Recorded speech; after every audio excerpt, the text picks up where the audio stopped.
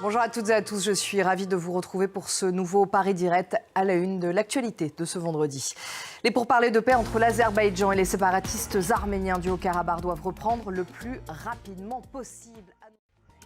Après le journal, nous vous proposons un extrait de notre émission Reporter. Nous partirons au Mexique où tout un trafic s'organise autour du fentanyl, un antidouleur ultra puissant destiné aux malades du cancer mais qui, détourné de son usage, devient 50 fois plus puissant que l'héroïne. Une drogue de synthèse facile à produire et extrêmement lucrative et qui fait déjà des ravages aux États-Unis. Voilà pour le programme, tout de suite c'est le journal.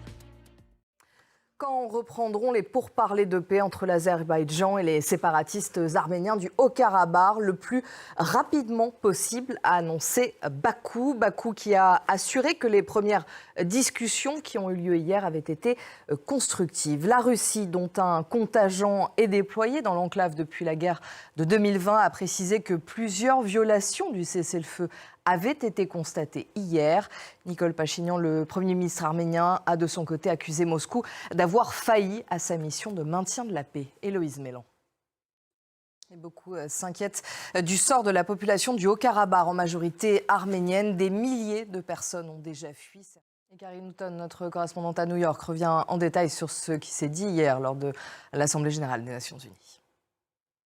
Et après l'ONU, Volodymyr Zelensky s'est rendu à la Maison-Blanche pour s'assurer du soutien sans faille des États-Unis.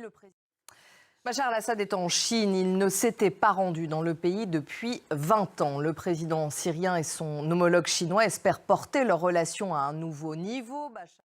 Merci Yéna, vous étiez en direct de Pékin. Charles III entame aujourd'hui son dernier jour de visite en France. Il se rendra à Bordeaux où il sera question notamment de la protection de l'environnement, sujet cher au roi. Le souverain visitera le site de recherche universitaire de la forêt expérimentale à Florac.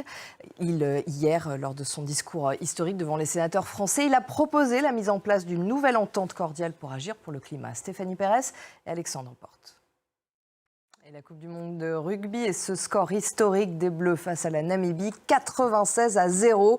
Un match très rassurant après celui peu convaincant face à l'Uruguay. Grande ombre au tableau. En revanche, la sortie du capitaine français Antoine Dupont. Après avoir reçu un coup au visage, il souffre d'une fracture du plancher orbital et pourrait être absent pendant plusieurs semaines. Les précisions de notre envoyé spécial à Marseille, Elliot Samuel.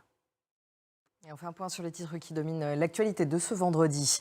Les pourparlers de paix entre l'Azerbaïdjan et les séparatistes arméniens du Haut-Karabakh doivent reprendre le plus rapidement possible.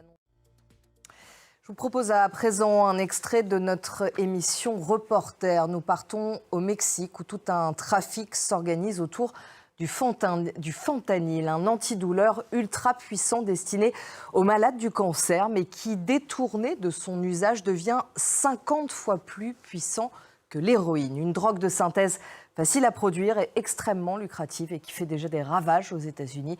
C'est un reportage signé Laurence Cuvillier et Mathieu Commun.